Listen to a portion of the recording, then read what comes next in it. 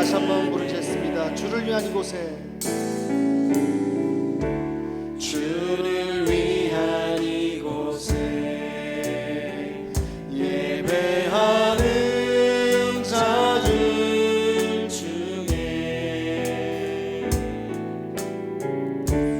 그가 찾는 일이 없어 주님께서 슬퍼하시네.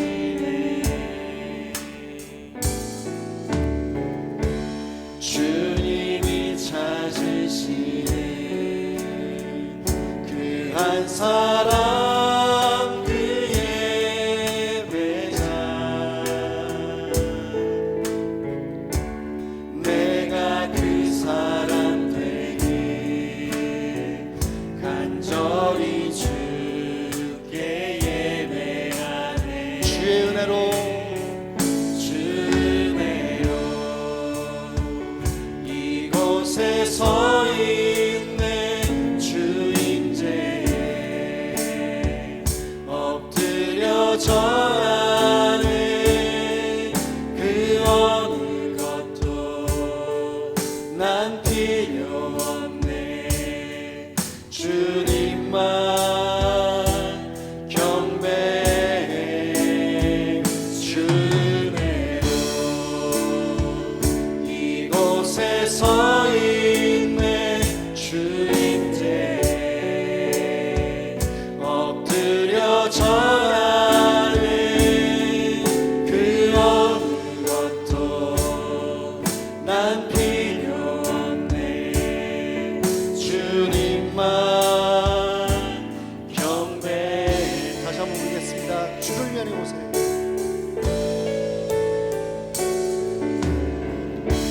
주를 위한 이곳에 예배하는 자들 중에 그가 찾는 이 없어 주님께서 슬퍼하시네. 주님이 찾으시는 이 바로입니다. 주님이 찾으시는 그 한 사람, 그 예배자, 내가 그 사람 되니 간절히 주께 예배하네. 주 은혜로 나 이곳에 서 있습니다. 이곳에 서 있네. 주 임재에 엎드려 절하네. 그 어느 것도 난 필요 없네. 주님만 경배해. 주 은혜로 이곳에 서 있네. 주 임재에 엎드려 절하네.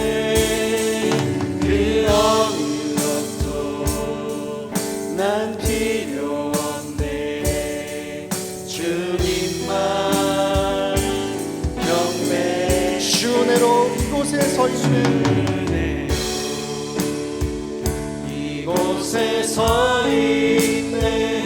주 임재에 엎드려 절하네. 그 어느 것도 난 필요 없네. 주님만 경배해. 주 은혜로 이곳에 서 있네. 주 임재에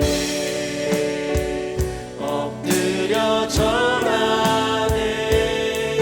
그 어느 것도 난 필요 없네. 주님만 경배해. 마지막으로 주 은혜로,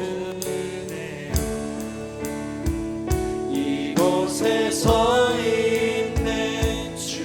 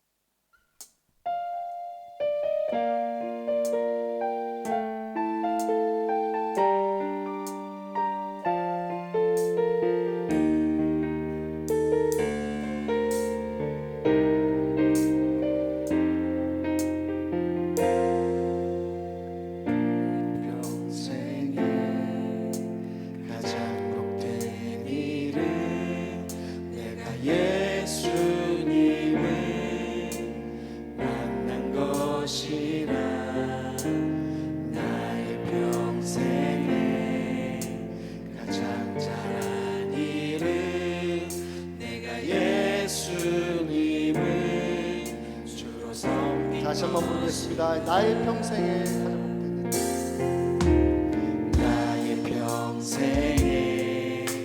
가장 복된 일은 내가 예수님을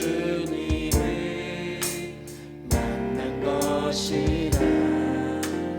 나의 평생에 가장 잘한 일은 내가 예수님을 주로 섬긴 것이라. 세상 살 동안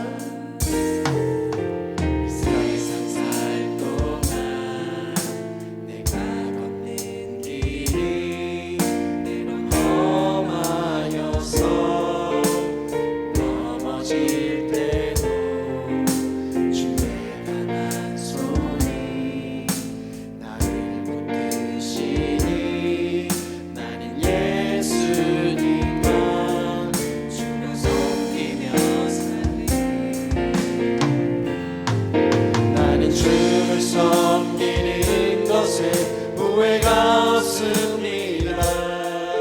내가 걸어온 모든 시간 다 주의 은혜. 내가 걸어갈 모든 날도 주만 섬기며 살리.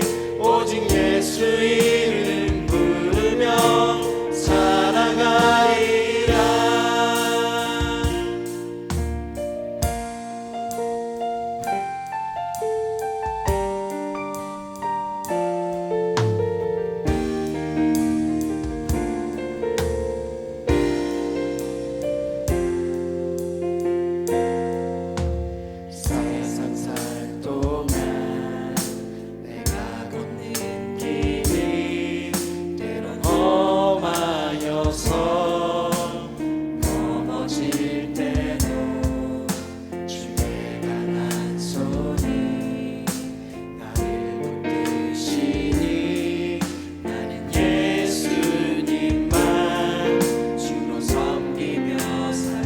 나는 주를 섬기는 것에 없습니다. 나는 주를 섬기는 것에 후회가 없습니다. 내가 걸어온 모든 시간 다 주의 은혜.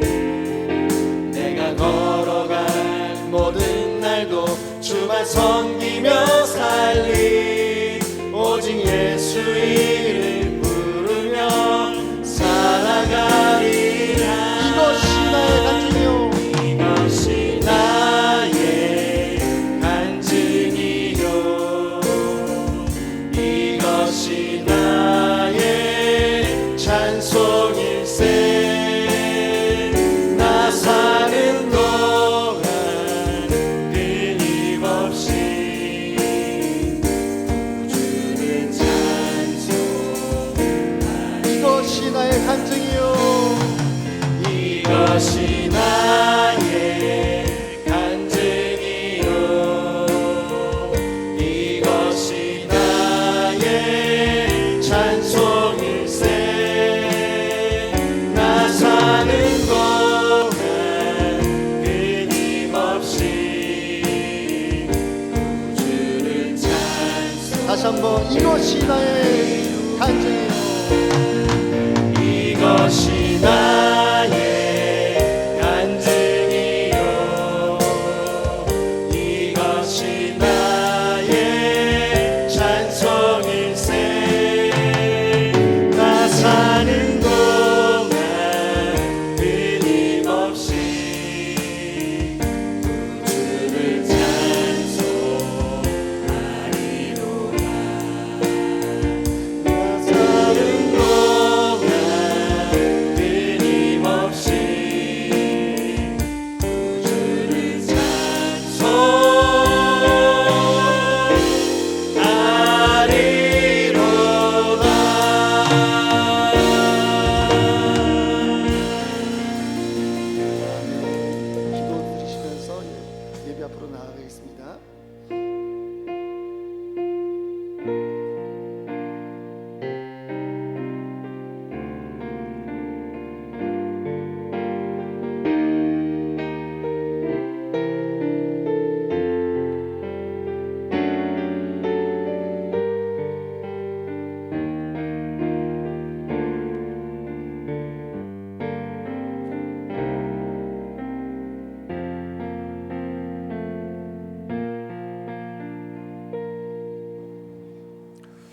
다 같이 묵도하심으로 8월 둘째 주 주일 예배를 하나님께 드리겠습니다.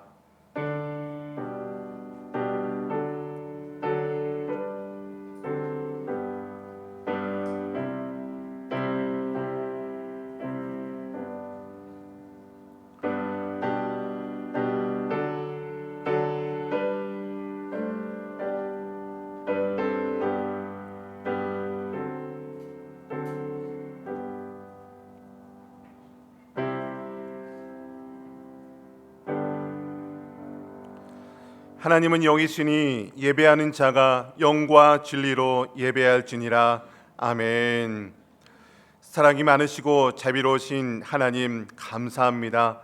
저희들 한 주간도 지켜주시고 오늘 이 거룩한 주일 하나님의 전에 나와 예배할 수 있도록 건강과 여러 가지 환경을 허락하여 주시네 감사합니다. 하나님, 우리가 무엇을 잘해서 무슨 자격을 갖춰서 이 자리에 나온 것이 아닙니다. 그저 주님이 부르셨기 때문에 주님의 자녀이기에 이 자리에 나온 줄 믿습니다. 주님, 오늘 이 시간 우리가 어린 아이처럼 주님 앞에 서게 하여 주시옵소서. 무언가를 증명하려는 마음, 자격을 갖추려는 무거운 마음을 내려놓게 하시고 그저 주님의 품에 안기게 하여 주시옵소서. 특별히 오늘 어린이 주일을 맞아 우리 가운데 있는 아이들을 주님이 품에 안으시고 축복하여 주시옵소서. 지친 어른들도 그 아이처럼 주님 품에 안내서 쉼을 얻게 하여 주시옵소서. 성령께서 이 예배를 인도하여 주시고 우리가 주님의 사랑을 그저 받아 누리는 복된 시간 되게 하여 주시옵소서. 예배의 시종을 온전히 주님께 의탁드리오며 우리를 구원하신 예수님의 이름으로 기도하옵나이다. 아멘. 다 같이 사도신경으로 신앙 고백하겠습니다. 나는 전능하신 아버지 하나님 천지의 창조주를 믿습니다. 나는 그의 유일하신 아들 우리 주 예수 그리스도를 믿습니다.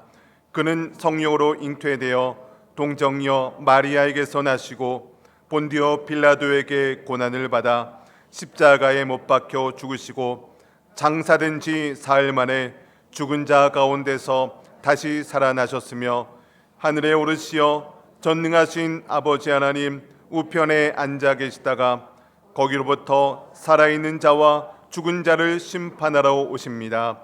나는 성령을 믿으며 거룩한 공교회와 성도의 교제와 죄를 용서받는 것과 몸의 부활과 영생을 믿습니다. 아멘. 다 함께 성시교독 교독문 31번 시편 68편 교독하겠습니다. 하나님이 일어나시니 원수들은 흩어지며 연기가 불려가듯이 그들을 몰아내소서.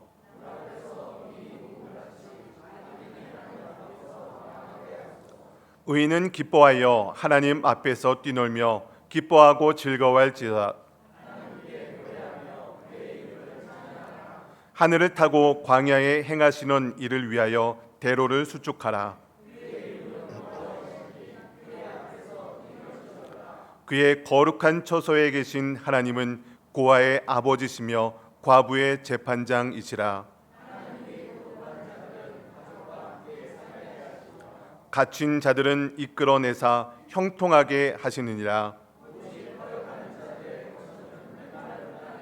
함께합니다. 하나님이여 주께서 가난한 자를 위하여 주의 은택을 준비하셨나이다. 아멘. 다 같이 찬송가 420장 함께 찬양하시겠습니다.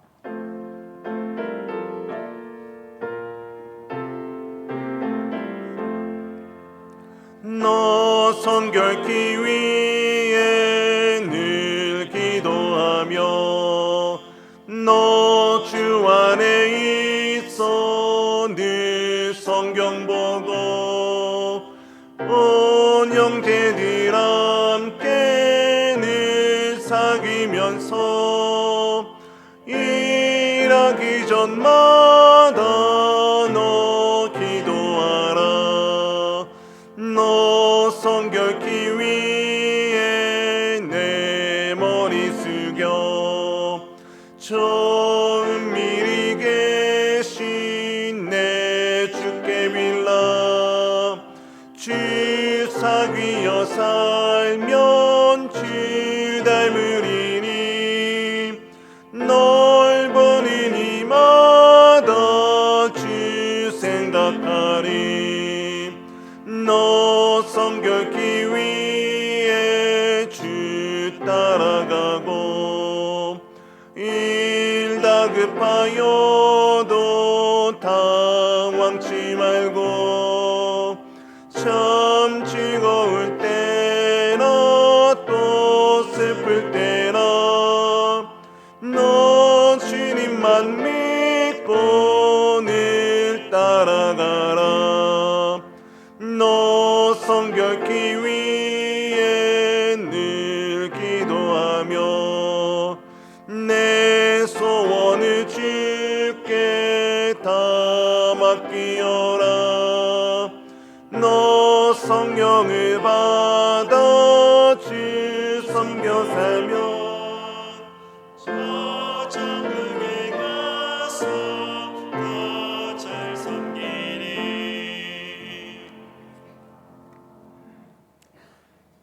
천지 만물을 창조하시고 지금도 온 우주와 우리의 삶을 다스리시는 하나님 아버지, 모든 영광과 존귀와 찬송을 받으시기에 합당한 하나님 아버지를 찬양하며 경배합니다. 알파와 오메가 되시는 하나님 아버지, 우리의 생명과 호흡이 주님께 있음을 고백합니다. 이 거룩한 주일에 저희를 주님의 성전으로 불러주시고 예배하게 하시니 감사를 드립니다. 지난 한 주간도 우리의 걸음을 지켜주시고 때마다 도우시며 은혜 가운데 살아가게 하신 주님의 사랑에 감사를 드립니다. 그러나 하나님 아버지, 이 시간 먼저 우리의 죄를 고백합니다. 하나님보다 세상을 더 의지하며 살았고 말씀보다 내 생각을 앞세웠으며 기도보다 염려와 걱정을 붙들고 살아왔습니다. 사랑하지 못했고 용서하지 못했으며 믿음으로 순종하지 못했던 우리의 모습을 용서하여 주시옵소서. 예수 그리스도의 십자가 보혈로 우리의 죄를 깨끗하게 씻어주시고 정결한 마음과 새 영을 허락하여 주시옵소서. 주님, 우리 성도 한 사람 한 사람이 신앙의 중심을 바로 세우게 하여 주시옵소서. 환경과 형편에 흔들리는 믿음이 아니라 말씀 위에 굳게 서서 믿음으로 순종하는 삶을 살아가기를 간절히 원합니다. 우리의 예배가 형식적이고 습관적인 예배가 되지 않게 하시고 중심을 보시는 하나님 앞에 마음과 뜻과 정성을 다하여 드리는 참된 예배가 되게 하여 주시기를 원합니다. 성령께서 우리의 심령을 주장하여 주시어 예배를 통하여 하나님을 더욱 깊이 만나게 하시고 말씀을 통하여 변화와 회복의 은혜를 경험하게 하여 주시옵소서. 또한 우리 모두가 그리스도 안에서 한 몸 된 공동체임을 기억하게 하시고 한 마음과 한 뜻으로 하나님께 예배드리기를 원합니다. 서로 사랑하고 격려하며 하나됨으로 하나님께 영광 돌리는 교회가 되게 하시고 세상 가운데 그리스도의 향기를 나타내는 믿음의 공동체가 되게 하여 주시옵소서. 이러한 믿음의 모습이 우리에게서 끝나지 않게 하시고 우리의 자녀들과 청년들에게 그대로 이어지기를 원합니다. 부모가 먼저 믿음의 본을 보이게 하시고 다음 세대가 하나님을 경외하며 말씀 위에 굳게 서서 하나님 나라를 이어가는 믿음의 세대로 자라나게 하여 주시옵소서. 주님, 우리 교회를 축복하여 주시옵소서. 예수 그리스도를 머리로 삼아 더욱 든든히 세워지는 교회가 되게 하시고 올해 교회의 표어처럼 하나님 나라를 누리는 가정과 교회가 되게 하여 주시옵소서. 가정마다 예배가 회복되게 하시고 부모와 자녀가 함께 기도하며 말씀 안에서 하나 되게 하시며 우리의 삶 속에서 하나님 나라가 나타나게 하여 주시옵소서. 또한 교회를 위하여 피택된 11명의 직분자들을 기억하여 주시옵소서. 직분을 받기 전에 먼저 하나님 앞에서 자신을 돌아보며 기도로 준비하게 하시고 겸손과 충성으로 무장하게 하여 주시옵소서. 사람의 칭찬이 아니라 하나님의 기쁨이 되는 일꾼으로 세워주시고 성령의 지혜와 사랑으로 교회를 든든히 세워가는 귀한 직분자들이 되게 하여 주시옵소서. 사랑하는 김영민 담임 목사님을 위해 기도드립니다. 영육간에 늘 강건하게 하여 주시고 날마다 성령으로 충만하게 하여 주시옵소서. 말씀을 준비하실 때마다 하늘의 지혜와 능력을 더하게 하여 주시고 선포되는 말씀마다 살아 역사하는 하나님의 능력이 나타나게 하여 주시옵소서. 이 시간 그 말씀을 듣는 모든 성도들의 심령이 변화되고 회복되게 하시며 우리 교회 가운데 참된 회복과 부흥이 일어나게 하여 주시옵소서. 잃어버린 영혼들이 주님께 돌아오게 하시고 이 땅 가운데 복음이 더욱 힘있게 전파되게 하여 주시옵소서. 오늘 예배를 위해 보이지 않는 곳에서 헌신하는 모든 손길들을 기억하여 주시옵소서. 찬양으로, 안내로, 방송으로, 교사로 여러 모양으로 섬기는 손길마다 은혜를 더하여 주시고 병든 성도들에게는 치유를, 낙심한 성도들에게는 위로를, 어려움 가운데 있는 가정마다 하나님의 평강과 공급을 허락하여 주시옵소서. 오늘 드리는 이 예배를 하나님께서 기쁘게 받아주시고 예배를 마치고 세상으로 나아갈 때도 예배자로 살아가게 하시며 우리의 삶을 통하여 하나님께서 홀로 영광 받으시기를 간절히 원합니다. 이 모든 말씀을 우리를 구원하신 예수 그리스도의 이름으로 감사하며 기도드립니다. 아멘.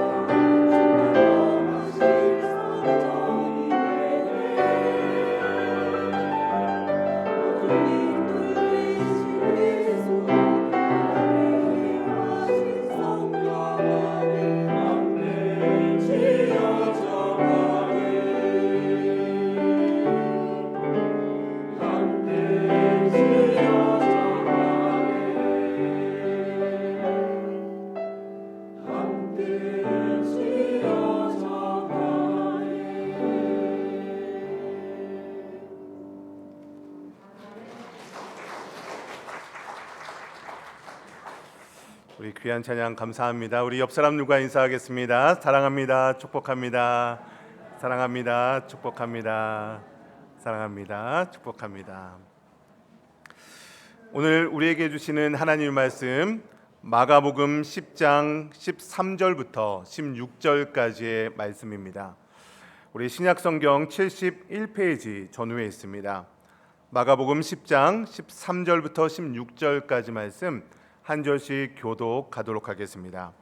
제가 먼저 13절 말씀 봉독해 올리겠습니다. 사람들이 예수께서 만져주심을 바라고 어린 아이들을 데리고 오매 제자들이 꾸짖거늘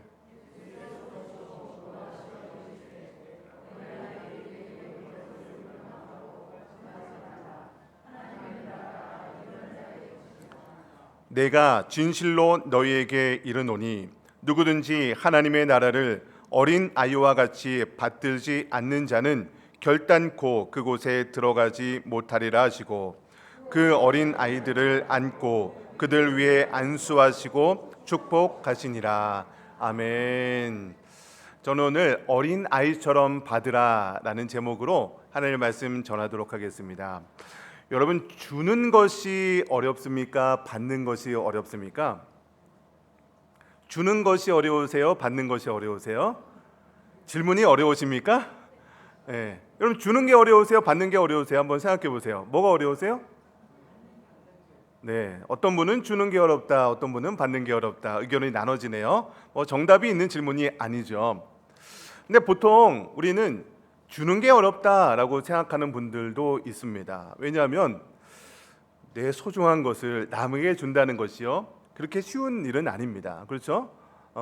그리고 어떤 분들은요, 받는 게 어렵다라고 하는 분들도 있어요. 근데 심리학자들은요, 뭐가 더 어렵나라고 연구를 했는데 사람들이 받는 게 더 어렵다라고 심리학자들은 연구를 했다고 합니다. 그 이유가 몇 가지가 있는데요. 첫 번째는요, 내가 어떤 것을 받게 되면 빚을 진다라고 생각을 하기 때문에 받는 게 더 어렵다라고 생각한다는 거예요. 내가 이것을 받았어요. 그러면 이거 언제 갚아야 되지? 이런 생각을 하게 된다는 거예요. 그러니까 차라리 나 안 받고 말래, 안 받고 안 주는 게 속 편하다라고 생각한다는 거죠. 두 번째 이유는요, 이게 어떻게 보면 더 근본적인 이유일 수도 있는데요. 우리는요, 어릴 때부터 내가 어떤 것을 잘했을 때 칭찬을 받아왔습니다. 시험을 봤는데 시험 성적이 좋으면 칭찬을 받고, 뭘 잘했으면 잘했다 칭찬을 받고, 이러다 보니까 아무 조건 없이 주는 사랑에 대해서 뭔가 어색하게 느끼게 되는 거죠. 그래서 내가 받는 것이 더 어렵다라고 생각한대요. 세 번째는요, 도움 받는 것을 좀 싫어하는 경향이 있다고 합니다. 내가 누구한테 도움을 받게 되면 내가 부족하다라는 것을 인정한다라고 생각한대요. 우리 주로 남성분들이 좀 이런 것 같은데요. 어떤 초행길, 여행을 가는데 처음 가는 길이에요. 그러면 요즘에 내비게이션이 잘 돼 있지만 그래도 처음 가는 길은요, 내비게이션도 헷갈리고 그럽니다. 그러면 가장 빠르게 갈 수 있는 방법은 그 근처에 사는 분, 창문을 잠깐 내리고 여기 어떻게 가면 됩니까? 물어보면 가장 빠르겠죠. 그런데요, 남성분들이 대부분 이렇게 물어보지 않습니다. 그냥 고생해도 내가 찾을 수 있어 라고 하면서 끝까지 빙빙 돌다가 찾아갑니다. 왜 그러냐면 내가 누구한테 도움을 받으면 내가 자존심이 상한다, 내 존재를 인정받지 못한다 라고 생각한다는 거예요. 여러분, 그런데 이런 우리의 기본적인 습성이 신앙생활할 때 하나님 앞에서도 이러한 우리의 습성이 드러날 수 있다는 거예요. 내가 하나님 앞에 인정받기 위해서 뭔가를 드려야 되고 하나님께 무언가 해야 되는 것이 우리의 생활 가운데 익숙한 거예요. 반면에 하나님께서 주시는, 거저 주시는 은혜, 내가 아무런 조건 없이 내가 아무것도 안 했는데도 하나님께서 나를 사랑하신다, 이런 것을 받는 것이 우리의 기본적인 생활 가운데 그렇지 못하다 보니까 그 하나님의 은혜를 받아야 된다, 그냥 받으면 된다라는 것이 어색하게 느껴진다는 거예요. 그런데 오늘 본문 말씀에 예수님께서는요, 우리가 받기를 어려워하는 그것을 어린 아이들을 통해서 보여주고 계십니다. 저는 오늘 말씀을 통해서 우리가 어린 아이처럼 하나님의 은혜를 그냥 받아 누리시는 저와 여러분 되시기를 주님의 이름으로 간절히 축원드립니다. 우리 첫 번째는요, 같이 한번 따라 읽겠습니다. 시작. 우리는 자격을 갖추어야 하나님께 나아갈 수 있다고 생각합니다. 우리 13절 말씀 같이 한번 읽어보겠습니다. 시작. 사람들이 예수께서 만져주심을 바라고 어린 아이들을 데리고 오매 제자들이 꾸짖거늘. 말씀을 보니까요, 사람들이 예수께서 만져주시는 바라고 어린아이들을 예수님께 데려왔다고 합니다. 이 사람들은 아마도 이 어린아이들의 부모님일 가능성이 높겠죠. 혹은 이 어린아이들을 굉장히 많이 사랑하는 어떤 사람일 수 있습니다. 그런데 이 어린아이들을 데리고 온 사람들을 예수님께 나오기를 바랬는데 제자들이 막았다는 거예요. 말씀을 보니까 제자들이 이 사람들을 꾸짖었다라고 이야기를 하고 있습니다. 여러분, 그렇다면 제자들은 왜 어린아이를 데려오는 이 사람들을 꾸짖었을까요? 아마도 이 제자들의 마음 속에는, 이 제자들의 생각 속에는 이 어린아이들은 지금 예수님께서 바쁘고 중요한 일을 하고 있는데 이 어린아이들을 이 사람들이 데리고 오면 지금 예수님께서 하신 일을 방해하는 거야. 중요한 일을 하고 계시는데 시간 낭비해서는 안 돼. 이런 마음을 갖고 있지는 않았을까요? 여러분, 지금 우리가 살고 있는 이 시대는요, 어린 아이들, 우리 자녀들을 굉장히 우리 보화 같이 여기지 않습니까? 여러분 자녀들, 여러분 손자 손녀들 얼마나 사랑스럽게 키우고 계십니까? 너무나도 중요한 존재들이죠. 그런데 성경이 기록할 당시만 하더라도 어린 아이들에 대해서는요, 굉장히 미숙한 사람들, 아무것도 할 수 없는 사람들, 이런 인식을 가지고 있었습니다. 그래서 심지어 그 성경이 기록될 당시에는요, 어린 아이들 같은 경우는 사람의 숫자를 셀 때도 포함되지 않았습니다. 여러분, 오병이어 기적 아시죠? 오병이어 기적을 기록할 때도요, 이렇게 되어 있습니다. 여자와 어린아이를 제외하고 5,000명이나 먹였더라. 그 5,000명의 숫자가 성인 남성들을 기준으로 사람의 숫자를 세고 있는 거죠. 그러니까 당시에는요, 어린 아이들, 이 아이들은요, 사람의 숫자로도 들어가지 않았던 그런 문화 가운데 있었던 거죠. 그러니까 제자들이 보기에는요, 이 어린 아이들은 예수님께 나올 자격이 부족한 사람이다. 예수님께 이들이 나아가면 예수님께서 하신 일들을 방해할 거야, 이런 마음을 가지고 예수님께 나오는 사람들을 꾸짖었다는 거죠. 여러분, 그런데 이 제자들의 모습 가운데 저와 여러분의 모습도 담겨 있지는 않으십니까? 여러분, 우리도 마음속으로는요, 먼저 어떤 자격을 내세울 때가 있습니다. 저 사람은 어떤 믿음이 좋은 사람이니까 하나님께 사랑받을 만한 사람이야. 저 사람은 어떤 직분을 갖고 있으니까 훌륭한 사람이야 라고 생각합니다. 그러면서 나를 저 사람의 기준에 빗대어 나를 평가하는 거예요. 나는 저 사람에 비해서 뭐 하는 게 별로 없는 것 같은데, 나는 아무런 직분도 없는데, 나는 저 사람들처럼 찬양을 하는 뭐 봉사도 안 하고 교사도 안 하고 뭐 나는 그냥 교회만 왔다 갔다 하는 사람인데, 나는 하나님 앞에 너무 부족한 사람인데 라고 하면서 어떤 나만의 기준을 세워두고 그것에 못 미치는 나 자신에 대해서 부족하다라고 생각하는 경향이 있습니다. 또 반대의 경우도 있을 수 있죠. 저 사람은 아직 자격이 안 되는 사람이야. 저 사람은 아직도 부족한 사람이야. 저 사람은 한참 멀었어 라고 생각하면서 그 사람을 어떤 기준에 세워두고 그 사람의 존재에 대해서 좀 부족한 사람이다 라고 생각하는 경향이 있다는 거죠. 여러분, 우리 인생 가운데 왜 우리는 다른 사람에 대해서 혹은 나에 대해서 이렇게 어떤 기준을 세워두고 그것을 잘했다, 못했다, 자격이 충분하다, 이것은 뭐 못하다, 이렇게 평가를 할까요? 그것은요, 우리가 이 땅에 살아가면서 계속해서 그러한 기준을 가지고 살아왔던 게 익숙하기 때문인 거죠. 여러분, 어린 시절을 한번 생각해 보세요. 우리 초등학교, 국민학교 시절 때 여러분 시험을 보고 나서 어쩔 때는 100점 맞고 돌아올 때가 있잖아요. 여러분 100점 맞아 보셨습니까? 네. 여러분 100점을 맞았어요. 시험을 봤는데. 그럼 얼마나 기분 좋습니까? 그러면 집에 가는 발걸음이 너무 가벼운 거예요. 빨리 엄마한테 가서 막 자랑하고 싶은 거죠. 그런데 항상 100점만 맞는 게 아니죠. 시험 성적이 좋지 않아요. 막 30점 맞고 빵점 맞을 때도 있어요. 그러면 집에 가는 그 발걸음이 얼마나 무겁습니까? 이 성적표 막 보여주고 싶은 마음이 안 드는 거예요. 여러분, 이렇게 우리는 어렸을 때부터 좋은 성적을 받고 무언가 잘했을 때 부모님께 칭찬받고 그것을 잘하지 못했을 때는 좀 혼나기도 하고 그런 문화 속에 자랐던 어린 아이였다가 이제 시간이 지나서 성인이 된 거예요. 어른이 되신 거예요. 여러분, 어른이 되면 그런 평가가 없습니까? 회사에 가서요, 어떤 뭐 사업을 할 때요, 어떤 뭐 성과를 내게 되면 그것에 인정받게 되는 거죠. 돈을 많이 벌고 어떤 것을 이루었을 때 그것에 대해서 다른 사람들에게 혹은 가족에게 인정받는 그런 문화 속에서 우리는 살아가고 있었다는 거죠. 이렇게 우리는 평생 어떤 자격을 갖출 때에만 사랑을 받는다라고 평가되는 세상 속에서 살아가다 보니까 우리도 나 자신에 대해서 혹은 다른 사람에 대해서 이렇게 어떤 기준을 세워두고 그 사람에 대해서 평가를 하는 것이 익숙하게 되었다는 거예요. 여러분, 그런데 우리가 이렇게 자격을 놓고 나나 다른 사람을 평가하게 되면 어떤 일이 발생하냐면 하나님도 우리를 그렇게 대하신다라고 생각할 수 있다는 거예요.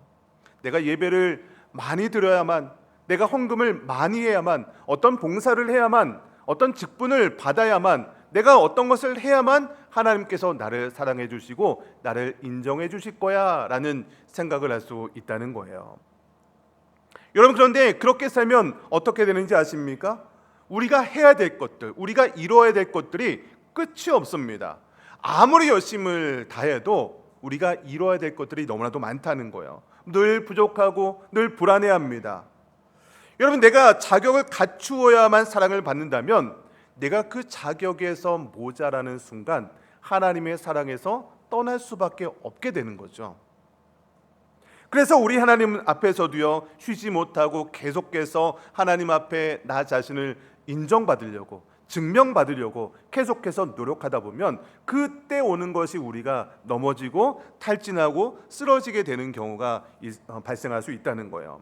저는 오늘 말씀을 통해서 여러분의 신앙을 다시 한번 돌아봤으면 좋겠습니다. 여러분, 어떠한 모습으로 신앙생활하고 계십니까?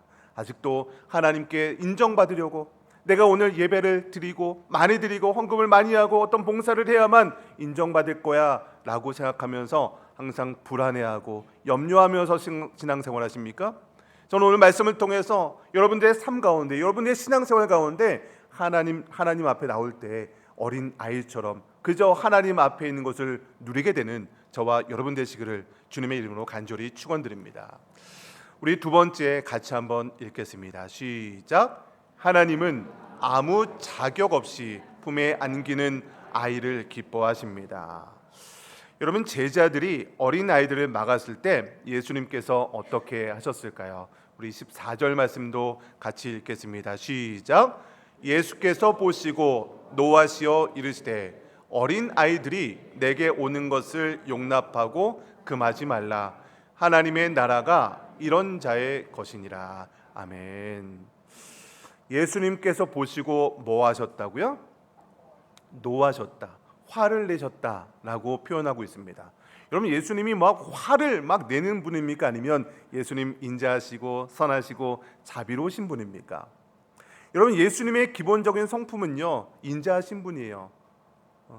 은혜로우시고 자비로우신 분이 예수님의 성품입니다. 여러분, 그래서 예수님께서 마지막 십자가에 달릴 때 잡혀갈 때도요, 순순히 그 병정들에게 잡혀가셨어요. 예수님께서 십자가에 못 박혀 돌아가실 때도요, 하나님 아버지여 저들을 용서하여 주시옵소서 라고 했던 분이 예수님입니다. 여러분, 그러니까 예수님은요, 억울한 일을 당하더라도 그것이 하나님의 뜻이라면 순수히 그것에 순종했던 분이 예수님입니다. 그런데 그런 예수님께서도 화를 내는 순간들이 몇 군데 있습니다. 특별히 우리 공감복음 예수님께서 하셨던 그런 일생들을 보면 몇 번 화를 내신 경우가 나오는데요. 그 한 번은요, 예수님께서 성전에 올라가실 때 화를 내셨습니다. 예루살렘 성전에 들어가셨더니 그 예루살렘 성전의 그 상황이 어땠습니까? 장사꾼들이 판을 치고 있고 이곳이 시장판처럼 되어 있는 거예요. 하나님께 예배해야 되고 하나님께만 영광 올려야 되는 그런 예루살렘 성전이 이렇게 장사치들의 그런 상황이 되어 있는 거 보고 예수님께서요 그 상을 엎으셨다라고 하면서 화를 내시는 장면이 기록되어 있습니다. 또 한 번은요, 예수님께서 바리새인들이 안식일에 사람을 고치는 것을 보시고 예수님 안식일에는 그래서는 안 됩니다라는 그 상황에서 바리새인들에게 화를 내는 것을 보게 됩니다. 사람이 죽어가는데 어떤 규칙만 따지고 이런 완악한 모습을 보시고 예수님께서 화를 내셨다는 거예요. 여러분, 이렇게 제가 몇 가지만 예를 들었지만 예수님께서 화를 내시는 그런 장면에 공통적인 내용이 있습니다.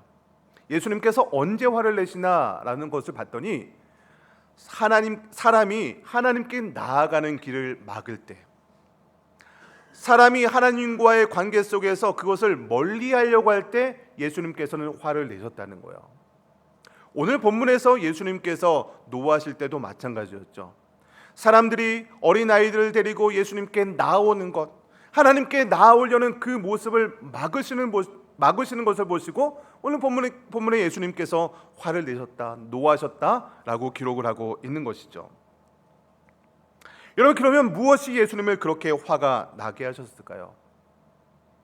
바로 자격이 없어 보이는 자를 밀어내려는 모습.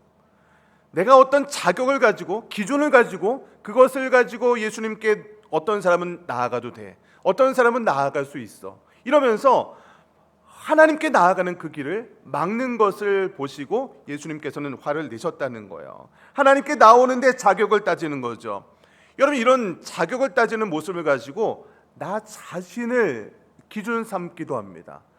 다른 사람을 기준 삼기도 합니다. 여러분, 그래서 예수님께서는 이 모습을 보시고 화를 내셨던 거죠.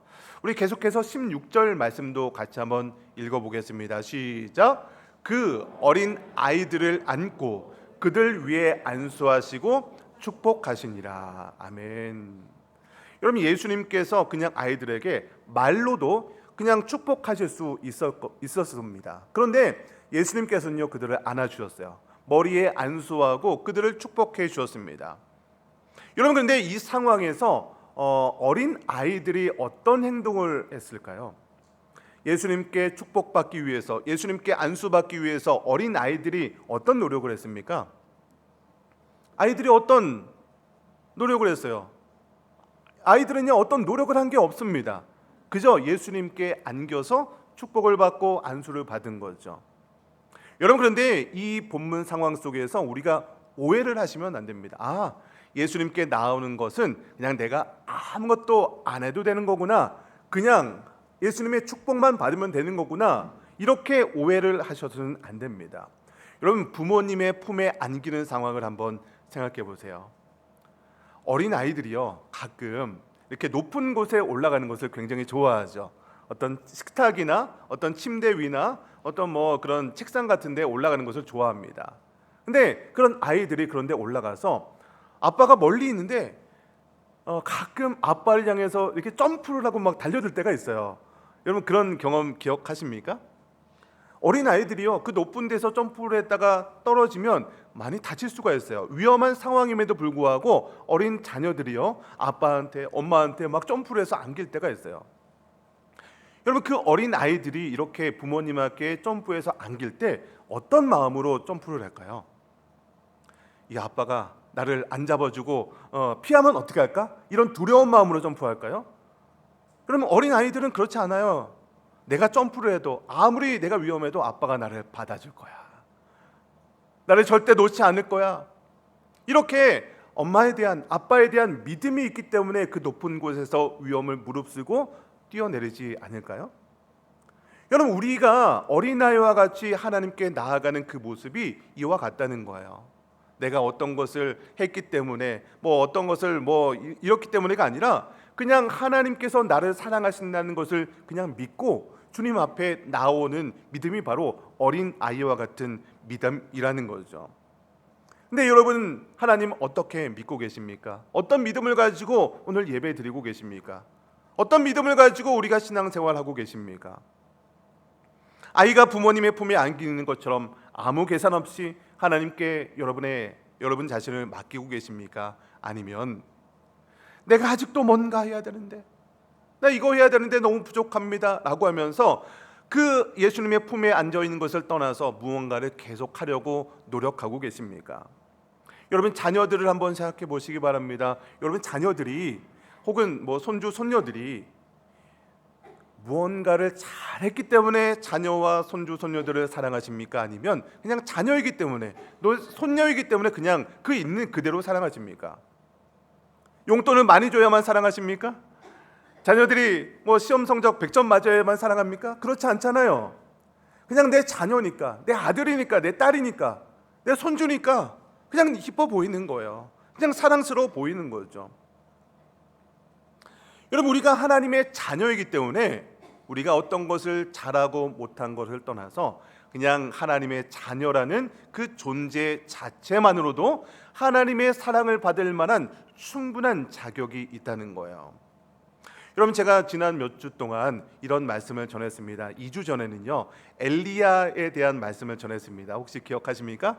엘리야가 지쳐서 쓰러져서 로뎀나무 그늘에 앉아서 그냥 탈진해 있었습니다. 그때 하나님께서 엘리야를 찾아와서 나무라지 않았어요. 그냥 엘리야를 먹이시고 입히시고 그냥 안아주셨습니다. 지난주에는요, 여호와를 앙망하는 자에게 새 힘을 주시겠다라고 말씀해 주셨습니다. 오늘은요, 그 하나님이 우리를 그냥 품에 안아주시는 것을 말씀드리고 있습니다. 여러분, 이것이 바로 하나님의 성품이라는 거예요. 우리를 자격을 가지고 저울질하고 너는 자격이 됐어, 너는 자격이 부족해, 이렇게 저울질하는 것이 아니라 여러분의 있는 모습 그대로를 그냥 받아주시고 한없는 품에 우리는 안겨 있으면 되는 줄 믿습니다. 그래서 오늘 말씀을 통해서 여러분, 하나님 안에 무엇을 하려고 노력하는 것이 아니라 그 품에 안겨 계시는 저와 여러분 되시기를 주님의 이름으로 간절히 축원드립니다. 우리 마지막 세 번째입니다. 같이 한번 읽겠습니다. 시작. 하나님 나라는 내가 얻어내는 것이 아니라 어린 아이처럼 받는 것입니다. 여러분, 15절 말씀을 보시면 결정적인 말씀이 나오는데요. 같이 한번 읽겠습니다. 시작.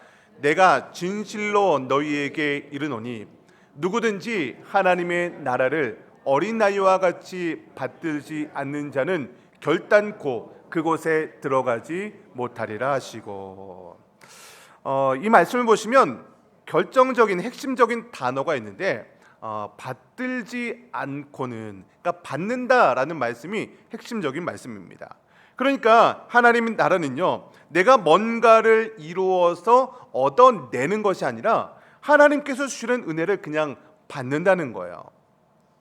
여러분, 어린 아이들이 어떤 것을 받을 때, 어떤 선물을 받거나 용돈을 받을 때 어떻게 어떻게 받습니까? 부모님이 어떤 이렇게 용돈을 줬어요. 어린 아이들이 이거 용돈 주시는 겁니까? 이거 언제까지 갚아야 됩니까? 뭐 이렇게 얘기합니까? 그냥 갚는 거예요. 나 이거 받을 자격이 됩니까? 이렇게 물어봅니까? 오히려 어린 아이들이 이런 거 물어보는 게 이상하죠. 그냥 어린 아이들은요, 용돈을 주거나 선물을 주면 너무 기뻐서 그냥 감사합니다 그러면서 넙죽 받는 거예요.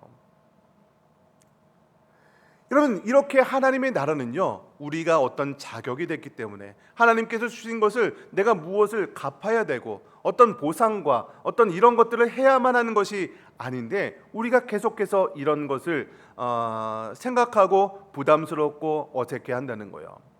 하나님께서 오늘 이 말씀이 얼마나 중요한지 오늘 본문 뒷부분에 나오면요, 부자 청년에 대한 내용들을 이어서 기록을 하고 있습니다. 여러분, 성경에 기록한 단어들, 반복되는 단어들, 그리고 성경을 기록한 순서들은요, 우연히 그렇게 기록된 게 아닙니다. 분명히 그 의도와 목적이 분명히 있는데요, 이 어린아이와 같은 받는 그 믿음 다음에 부자 청년에 대한 그 내용이 기록된 이유가 있습니다. 우리 17절 말씀 같이 한번 읽어보겠습니다. 시작. 예수께서 길에 나가실새 한 사람이 달려와서 꿇어 앉아 묻자오되 선한 선생님이여 내가 무엇을 하여야 영생을 얻으리까? 오늘 본문에는요, 한 사람이 달려왔다라고 하는데 동일 본문의 다른 본문을 보면요, 부자 청년이다라는 것을 우리는 알 수 있죠. 근데 부자 청년이 예수님께 묻는 거예요. 예수님, 내가 무엇을 하여야 영생을 얻겠습니까? 그럼 질문의 핵심이 뭐예요? 내가 무엇을 해야 합니까? 무엇을 해야 영생을 얻습니까? 무엇을 해야 하나님 나라에 들어갑니까?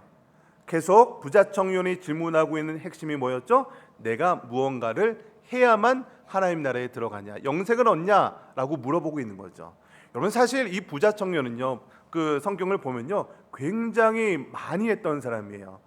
하나님의 율법이 613개가 되는 율법인데 그 모든 율법들을 다 지켰던 사람입니다.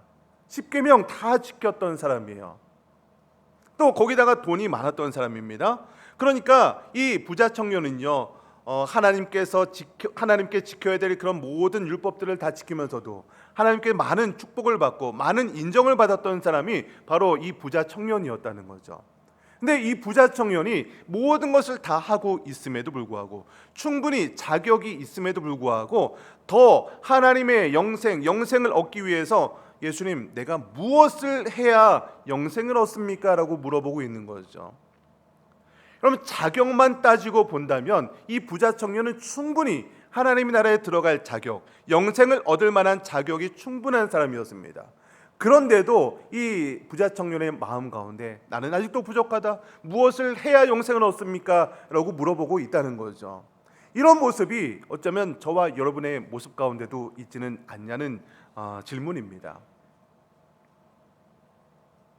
예수님께서 이 부자 청년의 질문에 뭐라고 대답하십니까? 제가 핵심적인 부분만 요약했습니다. 21절 같이 한번 읽겠습니다. 시작. 가서 내게 있는 것을 다 팔아 가난한 자들에게 주라. 그리고 와서 나를 따르라. 이미 모든 것을 하고 있는 이 부자 청년에게 이렇게 물어보니까 예수님께서 너 갖고 있는 거 다 팔아. 그리고 나를 따라. 라고 했더니 부자 청년이 어떻게 대답합니까? 22절 말씀 같이 읽겠습니다. 시작. 그 사람은 재물이 많은 고로 이 말씀으로 인하여 슬픈 기색을 띠고 근심하며 가니라. 여러분, 이 말씀을 들으면 어떤 생각이 드십니까? 부자는 하나님 나라에 들어가는 것이 어렵구나. 교회에 다니려면 내가 가진 물질들 다 팔아서 헌금해야 되는구나, 이렇게 생각이 드십니까? 여러분, 이 본문의 핵심은 그게 아니에요. 부자가 천국에 들어가는 것이 어렵다, 이런 내용들을 말씀드리는 것이 아니라 내가 무언가를 해야만 하나님에 들어갈 수 있다, 이런 강박을 가지고 있고 어떤 자격을 가지고 있고 이런 사람들에게 그런 것이 필요한 게 아니야. 하나님 나라에 들어가는 것, 영생을 얻는 것은 그냥 내가 받는 거야. 이 어떤 조건이 필요한 것이 아니라 하나님의 나라를 그냥 받는 것이면 충분해. 근데 만약에 네가 이것 때문에 하나님 나라에 들어가지 못한다면 그것들 다 팔고 그냥 나를 따르면 돼, 라고 얘기하는 것이죠. 그럼 제가 두 장면을 비교해서 설명을 드렸습니다. 하나는 어린 아이와 같은 자만이 하나님의 나라에 들어갈 수 있다라고 말씀드렸어요. 어떤 자격이 아니라 어떤 것을 해야만 들어가는 것이 아니라 그냥 어린 아이처럼 받으면 된다. 근데 이것이 너무나도 중요한데 그래도 못 믿고 있는 우리들을 향해서 부자 청년에 대한 내용들을 다시 한번 기록하고 있는 거예요. 부자 청년이 바로 우리의 모습일 수 있는 거죠. 내가 무엇을 해야 영생을 얻습니까? 하나님, 내가 뭘 하면 더 축복받습니까? 이런 마음이 우리에게 있다면 하나님께서 우리들에게 원하시는 것은요, 그냥 하나님의 나라는 내가 뭔가를 이루어서 얻어내는 것이 아니야 라고 오늘 본문을 통해서 얘기하고 있는 거죠.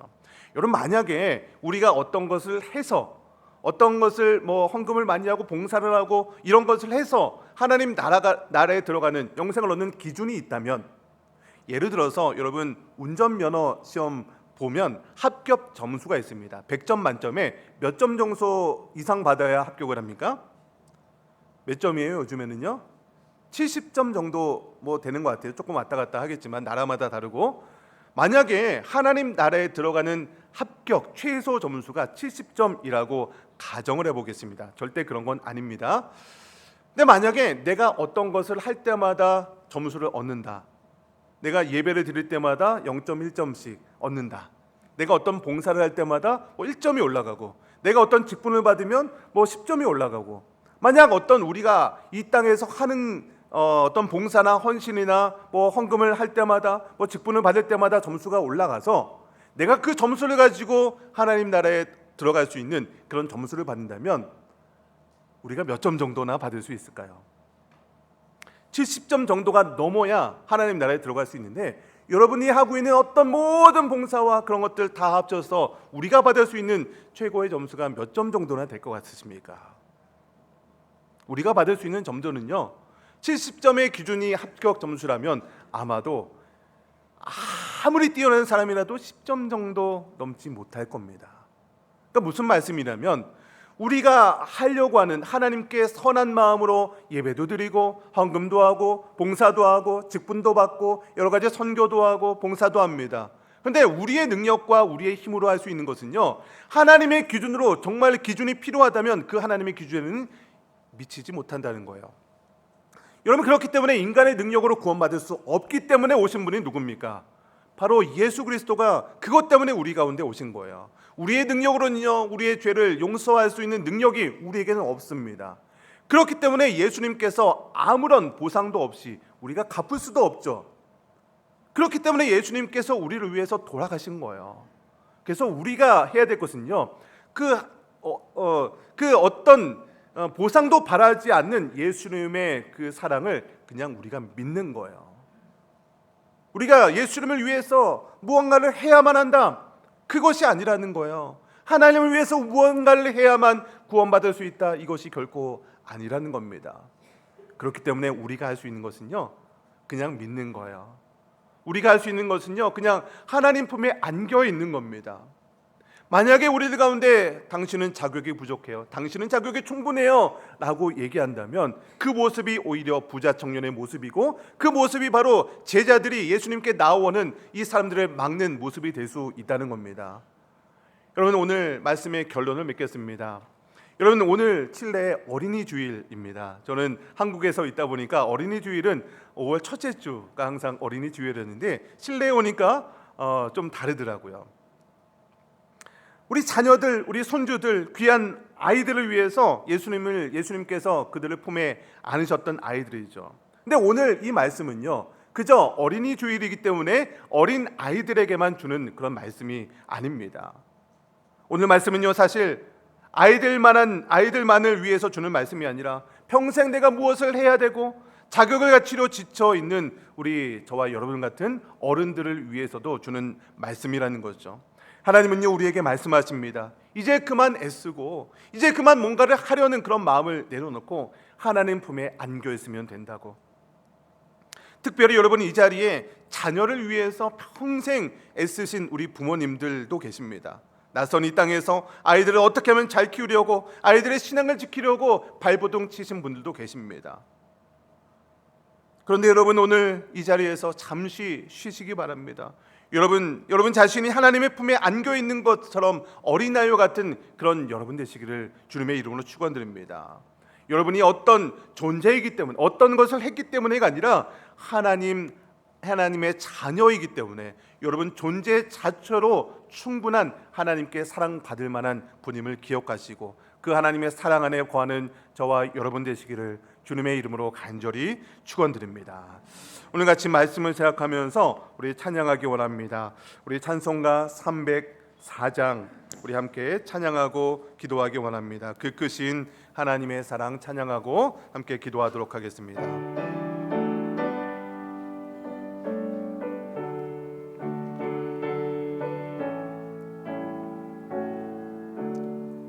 그 크신 하나님의 사랑 말로 다 형용 못하네. 저 높고 높은 별을 넘어 이 낮고 낮은 땅 위에 죄범한 영혼 구하려 그 아들 보내사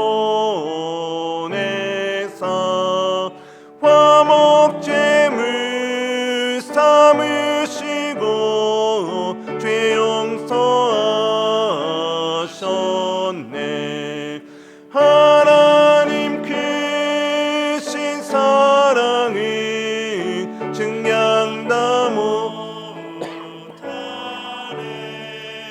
영원히 변치 않는 사랑 성도여 찬양하세.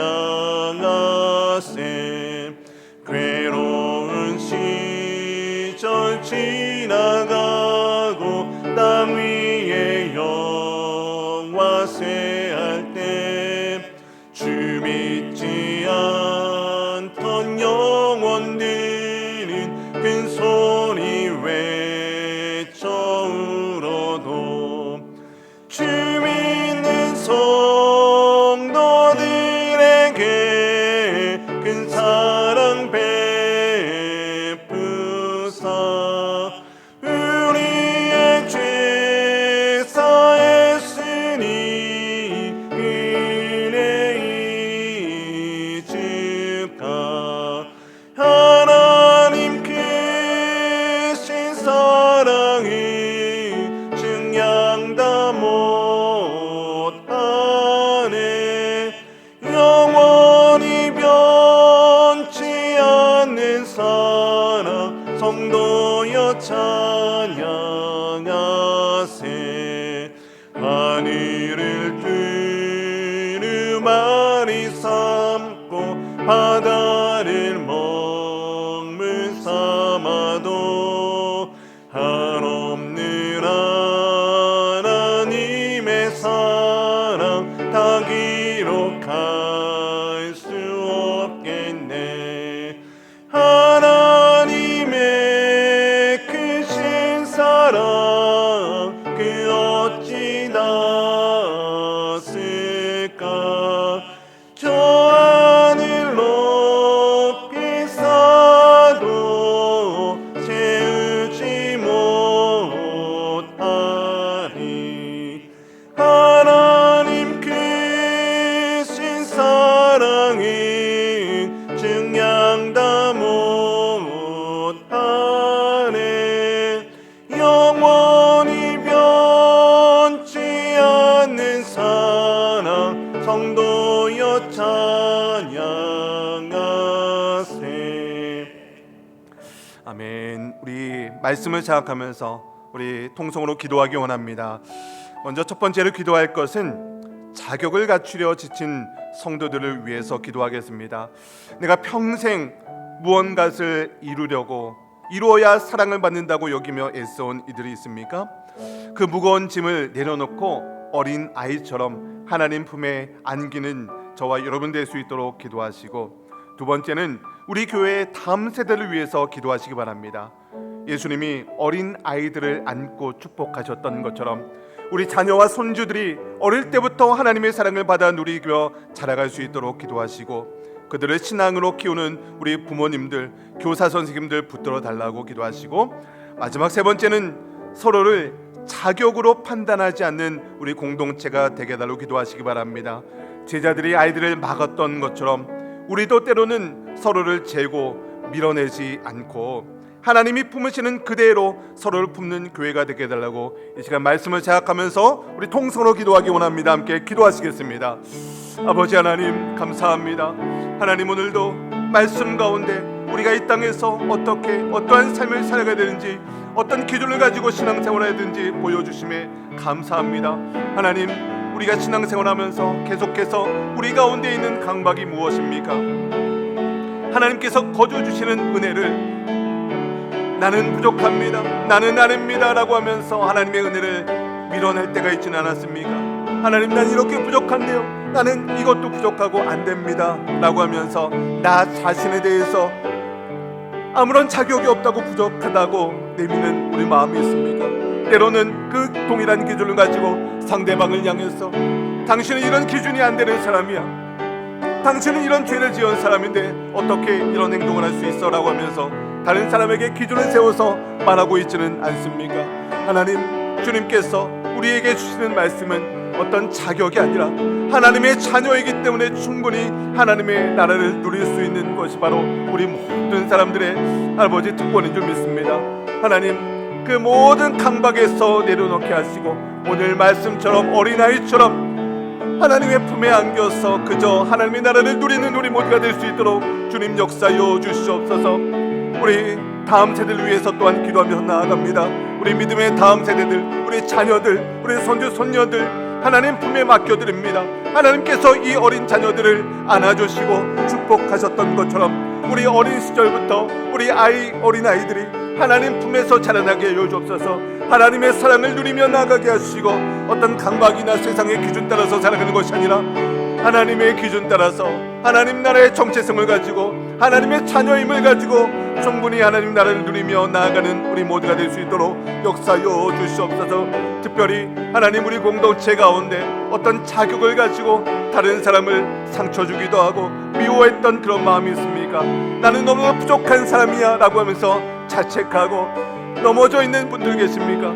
오늘 말씀을 통하여서 모두가 회복되고 우리의 자격으로는 아무것도 알 수 없는 연약한 자이지만 예수 그리스도의 사랑이 십자가의 공로에 힘입어 우리는 구원받을 수 있는 하나님의 자녀임을 고백합니다.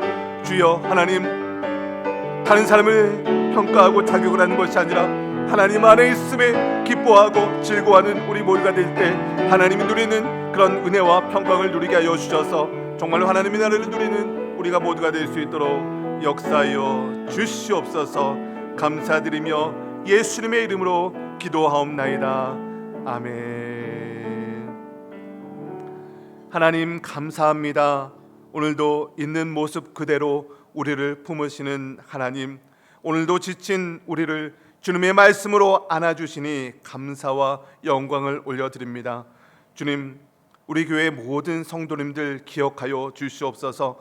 낯선 이 땅에서 무언가를 이뤄보려고 자격을 갖추려고 평생을 수고하고 애써온 분들입니다. 자녀를 어떻게 하면 잘 키울까? 또 신앙으로 지키려고 이 교회를 세우려고 얼마나 수고가 많았던 분들입니까?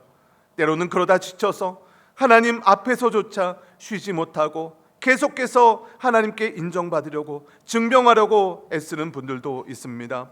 주님, 그들에게 오늘 말씀하여 주시옵소서. 이제 그만 애쓰고 어린 아이처럼 그냥 내 품에 안겨있으면 된다고.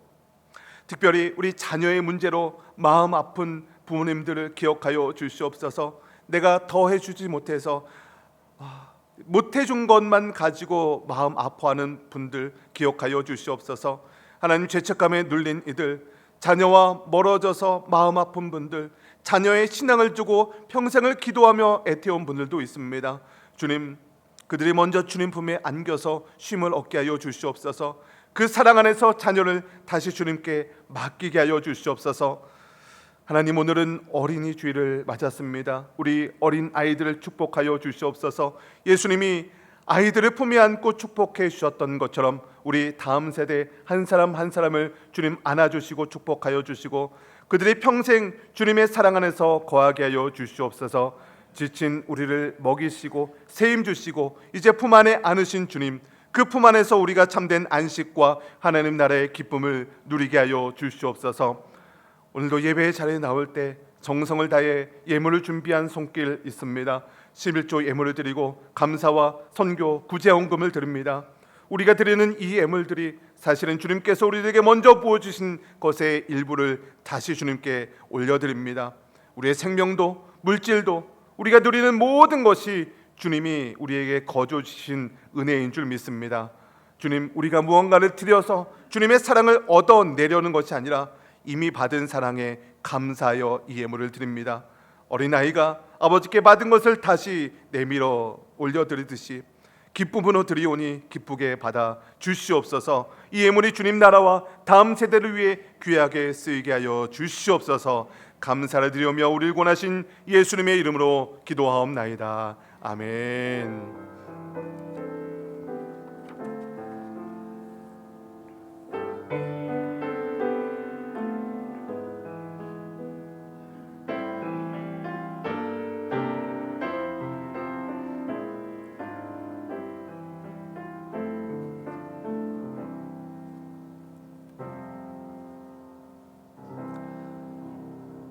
네, 먼저 좀 아쉬운 소식을 전하고 기도했으면 좋겠는데요. 우리 이예찬 형제, 이광희 안수 집사님, 정윤리 집사님 차남, 우리 대학 입학을 위해서 이번 주에 이제 출국을 가게 됩니다. 우리 예찬이 잠깐 나올래요? 네, 우리 예찬이를 위해서 우리 온 성도님들 그동안에 예찬이가 주일학교에서 열심히 봉사도 하고 또 우리 칠레에서 많은 일들 감당했는데 이제 또 미국으로 가게 됩니다. 그래서 우리 예찬이를 위해서 앞에 보시고요.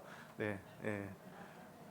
제 옆에 서면 비교가 될 것 같아서 제가 첫날 부임했을 때 졸업식이 있었는데 예찬이가 나와서 당황을 했습니다. 또 이렇게 예찬이가 또 졸업을 하게 돼서 참 감사드리고 이런 마음이 있는데 여러분 예찬이를 위해서 가더라도 기억날 때마다 기도해 주셨으면 좋겠습니다. 제가 예찬이를 위해서 잠시 축복 기도하도록 하겠습니다. 잠깐 기도하겠습니다. 하나님 아버지, 귀한 우리 이 예찬 주님께서 너무나도 사랑하시는 하나님의 아들이요 하나님의 백성인 줄 믿습니다. 이제 우리 교회에서 주일학교를 잘 졸업하고 이제 미국으로 가서 또 새로운 학업을 하게 됩니다. 먼 이국 땅에서 부모님을 떠나서 또 신앙생활을 하게 되고 또 학업을 이어갈 때 하나님께서 주시는 놀라운 지혜를 부어 주시옵소서. 오늘 예수님께서 어린 아이를 축복하고 안수하셨던 것처럼 오늘 예찬이의 머리에 손을 얹고 예수님께서 친히 안수하여 주시옵소서.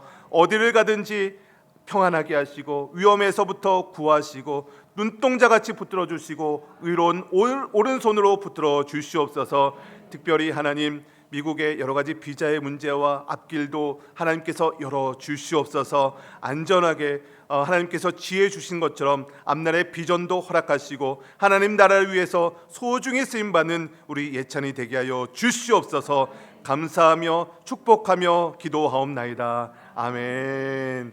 우리 차렷 경례인 우리 예찬이를 위해서 힘내라고 했습니다. 감사합니다. 네, 들어가시죠. 네, 우리 교회 소식 계속해서 전하겠습니다. 주보 안쪽에 보시면 8월 암송 구절이 박혀 있습니다. 우리 가정에서 이렇게 암송 구절을 암기하려고 하지 마시고 이렇게 여러 번 읽어가면서 하나님께 주시는 말씀의 은혜를 경험하시기를 바랍니다. 우리 권사의 모임이 지난주 금요일에 있었습니다. 원래회와 기도회를 통해서 우리 교회를 위해서 또 이렇게 수고하신 우리 권사님들께 감사를 드립니다. 우리 남선교회 모임이 있습니다. 오늘 오후 12시 45분에 1층 유초동부실에서 남선교회 원래회가 있으니까요. 우리 한 분도 빠짐없이 꼭 참석해 주기를 부탁드립니다. 사라선교회 또 점심 식사 후에 식당에서 원래회로 모입니다. 우리 예배 안내가 좀 있는데요. 9월 달부터 예배 순서가 우리 1부, 2부 예배 순서가 조금 변경이 됩니다. 그래서 갑자기 예배 순서가 변경이 되면 좀 혼란스러운 것을 방지하기 위해서 예배 형식의 안정적인 정착을 위해서 오늘 오후 예배 시간, 3부 예배 시간 그리고 다음 주 3부 예배 시간에 새로운 순서와 분위기로 그대로 2부 예배처럼 예배를 드릴 겁니다. 그래서 여러분들 새로운 예배 순서나 이런 형식에 대해서 관심이 있으신 분들은 오늘 오후 예배에 다음 주 오후 예배에 좀 참석하셔서 이 예배를 위해서 기도해 주시고 잘 준비해 주시기를 부탁을 드리겠습니다. 오늘 찬양대 총연습이 있습니다. 오후 예배 후에 성가대실에서 할렐루야 찬양대 총연습에 꼭 참석해 주시기를 부탁드립니다. 특별히 우리 1부 예배 찬양팀을 모집을 하고 있는데요.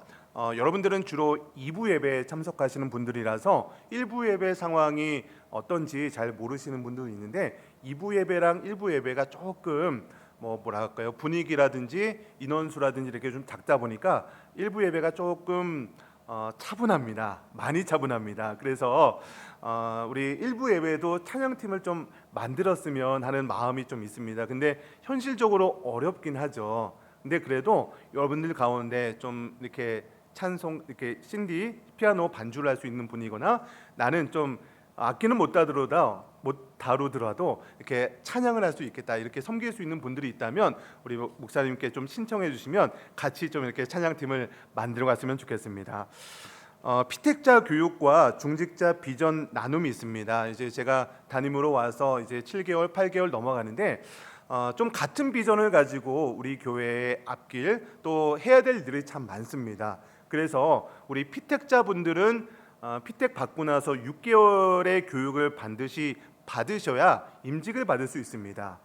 그런데 이 교육을 하면서 제 마음속에 우리 같이 중직자분들도 이런 교육에서 좀 하나된 마음으로 비전을 나눴으면 좋겠다. 그래서 한 마음으로 우리 교회가 한 뜻을 가지고 나아갔으면 좋겠다라는 마음이 있어서 피택자 교육 받는 분들은 필수지만 우리 중직자 분들 중에서도 이 교육과 함께 했으면 좋겠다라는 마음이 있어서 특별히 우리 2021년도 이후에 임직 받으신 분들 그래도 좀 같이 이렇게 갈 수 있는 분들이라고 생각을 해서 안수 집사님들, 우리 권사님들 2021년도 이후에 임직 받으신 분들도 이 자리에 좀 참석하셔서 같은 비전을 나눴으면 좋겠는데요. 현장에서 모이는 것은요, 셋째 주에 모이게 됩니다. 그래서 다음 주가 셋째 주라서 다음 주도 우리 오후 예배 때 이렇게 새로운 예배 순서를 가지고 예배드려서 예배 끝나고 우리 모이게 되고요. 단 우리 전체가 좀 한 마음으로 가졌으면 좋겠다는 마음이 있습니다. 그래서 때로는요, 3부 예배, 오후 예배 시간에 우리 재직 이상 되신 분들, 재직이라고 하면은 우리 서리 집사님 이상 분들입니다. 그래서 그 모든 분들하고도 이런 이야기를 나눌 수 있는 시간을 갖도록 하겠습니다. 그래서 항상 세 번째 주일날은 현장에서 이런 교육이 있습니다. 예배 후에 하기도 하고 때로는 오후 예배 시간을 통해서 이런 비전을 좀 나누려고 합니다. 그리고 온라인 모임이 있는데요. 매주 화요일 저녁 9시에 다음 주 25일 날 첫 모임이 있습니다. 이 모임에 우리 피택자 분들뿐만 아니라 2021년도 이후에 안수 받으신 분들은 임직 받으신 분들은 이렇게 좀 참여해 주시기를 좀 부탁을 드리겠습니다. 우리 다 같이 일어나셔서 우리 찬양하고 예배를 마치겠습니다.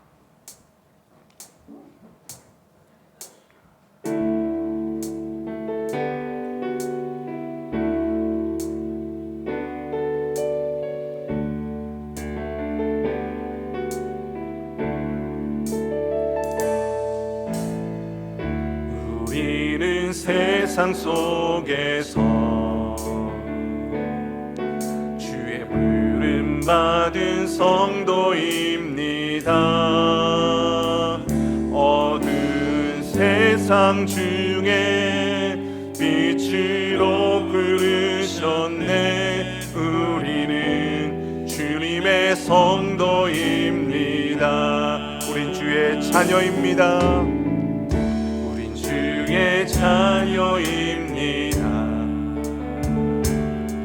세상 속에서나 가정에서도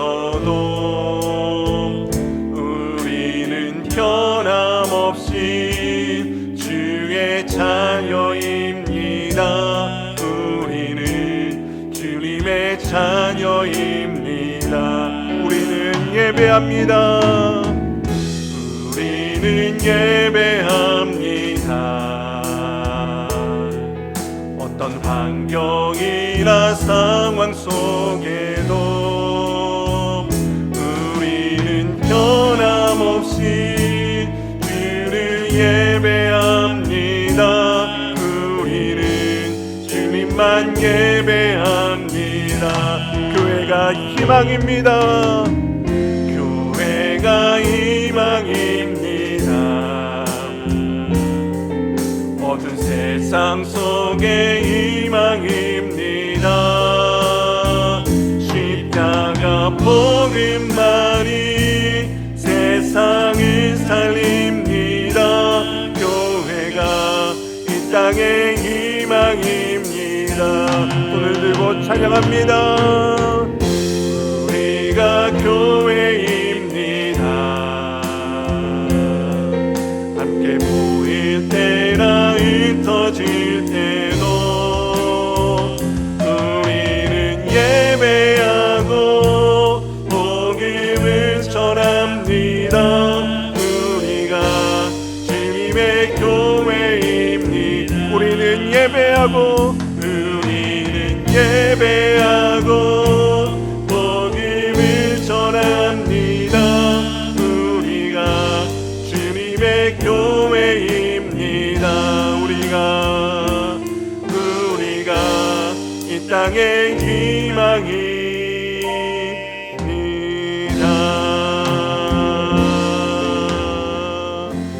기도하겠습니다. 이제는 우리를 구원하신 주 예수 그리스도의 놀라우신 은혜와 아버지 하나님의 극진하신 사랑하심과 성령 하나님의 교통하심이 오늘 말씀처럼 어린 아이와 같이 예수님의 사랑을 그저 받기로 결단하는 우리 연합교회 모든 성도님들 머리 위에와 이들의 가정과 일터와 삶의 모든 터전 위에 이제로부터 영원토록 함께 있을지어다. 아멘.